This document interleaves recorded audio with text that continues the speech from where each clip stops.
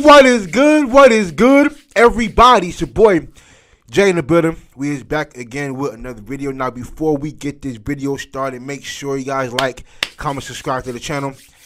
Make sure you guys share this video. The SWAC championship game.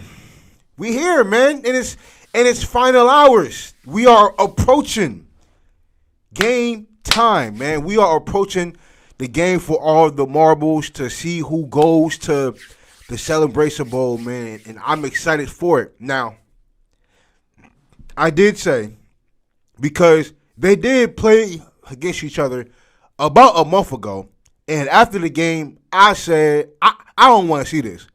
I pray and hope that this ain't the game that we see for the SWAC championship game. And Lord and behold, here we are. Here we are. So, now, the last time these two played, game ended up being 45-7.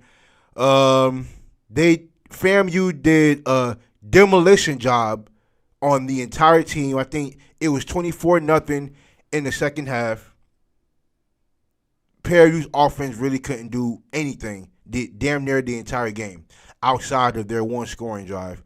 Now, the sun was shining. It was homecoming. It was a packed house.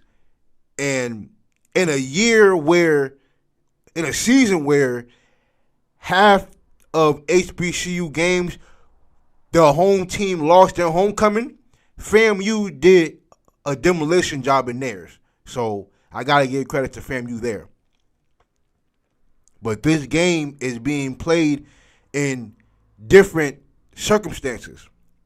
Not just because it's the SWAC championship, but because of we're going to be playing in under different weather conditions. Because apparently it's supposed to rain damn near the entire game. I think at halftime, at game time, it's supposed to be 80% chance of rain. There's supposed to be some thunderstorms too. So I don't know how heavy the rain going to come down. I don't know how light it's going to be, but I do know if it's raining, I don't know, y'all. I don't know, man. Listen, I'm not going to say that FAMU ain't going to win this game. What I will say is that I think this game is going to be very different than how it was before. Now, think of it like this, right? I don't know if y'all remember last year that Paraview's played in a rainstorm for a whole game. Oh, now, of course, there was at home, and they played against Texas Southern, I believe. First game of the season. And it was already raining. Paraview's A&M put up 40 points and only completed 2 passes the entire game. They ran for over 400 yards as a team. Remember, this is the pouring rain now, and they really couldn't throw the ball like that. I think they threw the ball 8 times as a team and only completed 2 passes. I think Conley was still the quarterback. I think Conley ran for 120. Ahmad and Tony ran for 120. And I think they had Jaden Stewart at the time, and he ran for like 120 yards. So they had three players run for at least 120 yards and 5 touchdowns total. So that's kind of insane. Now, I don't know if that same thing is going to happen here because Paraview's is going up against an entirely different defense. Texas Southern defense ain't FAMU's defense, which is why I think it's a big difference here. Now, if the weather is what it is with the rain, it could be slight advantage Paraview for this reason. Because the game that is required to kind of play careful in the rain, that's kind of what Paraview's game plan is probably gonna be in this game, whether it was gonna be raining or not. It's gonna be to wind down the clock, run the ball, run the ball, even on third down. And I think that's probably their game plan coming in because best believe they want to try and limit FAMU's offensive plays as much as possible. So it's all about time of possession. It's all about creating turnovers on defense and controlling the clock, running the ball very effectively. Now, of course, you don't have Jaden Stewart on the team anymore, but you do have Caleb Johnson. Now, I don't know if Anthony is hurt because I think last game he only ran the ball 4 or 5 times. And I think Caleb ran the ball like 20 times. But they beat Alabama State. But we're going to see what happens because, listen, I think it's slight advantage Fairview in terms of the weather conditions because you know that FAMU's strength is the passing game. Offensively, their strength is the passing game. Of course, with Jeremy Musa being Offensive Player of the Year, they're going to rely on his arm to bring him home. And when you have weather conditions like this, you kind of sort of limit his throws and the way he throws the ball down the field. And you know that he's like a 57, 58 completion percentage quarterback. So a lot of his passes ain't on target. So you add a little rain into that, and you got yourself an issue on offense. So you kind of want to have to call plays a slight differently because you're not going to be able to throw the ball down the field like that, especially when you have fast receivers like Jeremiah Gaskett,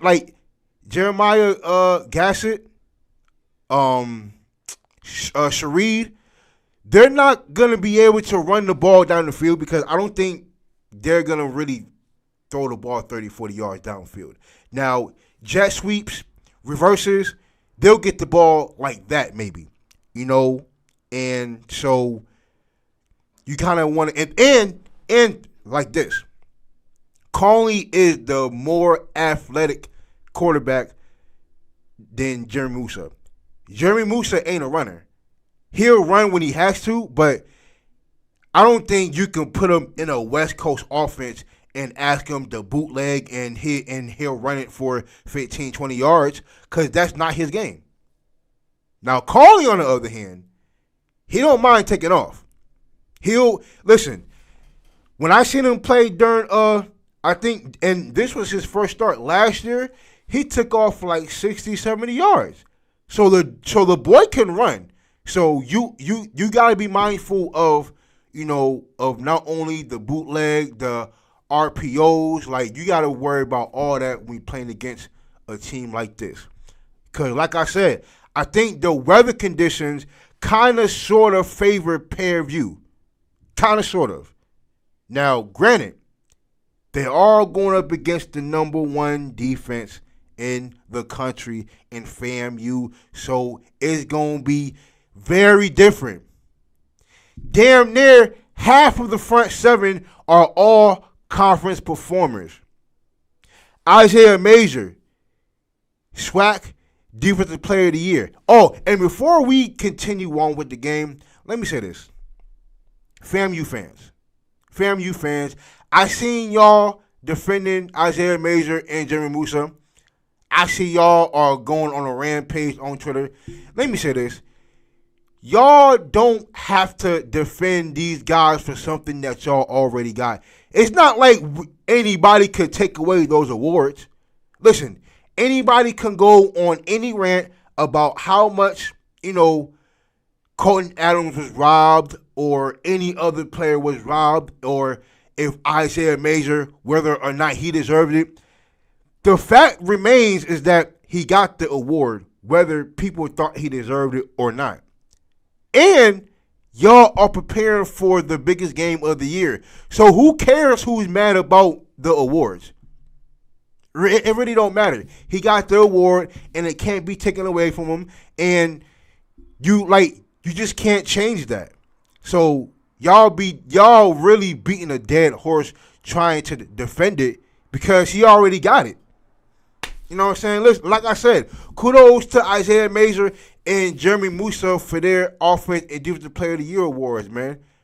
Coach Willie Simmons, coach of the year. So, and FAMU with 13 all conference selections, man. So this team has been dominant.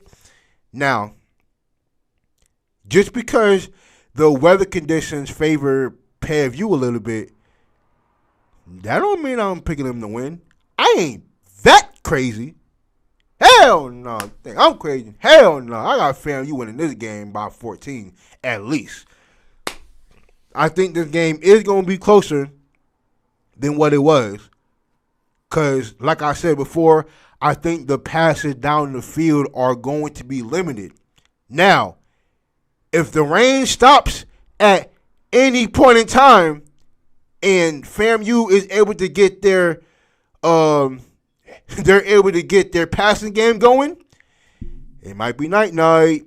It might be night-night. So, for Fairview's sake, they better pray and hope that this rain is for the majority part of this game, because this offense ain't built to come back on FAMU. They're not built for it. So it's better suited that they keep it within 7 points. 14 or more points and you're out of there. So listen, I think Fairview is going to put up a fight this time around. I think they're all going to put up a fight.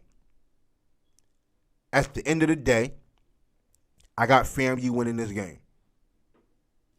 That plain and simple, man. But check this out. Before I get out of here, I want to say this. So Texas Southern, of course, they're looking for a new coach, and I've seen Andre Johnson kind of said that he wouldn't mind coaching Texas Southern. Let me put this out there. No, and it's not because he will be a celebrity coaching an HBCU team, but he ain't got no goddamn experience. Where has he coached at? Do you know his persona? Has anybody heard his voice since he retired? Has anybody seen interviews on him? He ain't thinking about no goddamn football. He never not once thought about it at all, man. He don't give off that persona that he can galvanize the locker room. He don't give that persona off to me. I don't think he'll make a good coach, to be quite honest with you.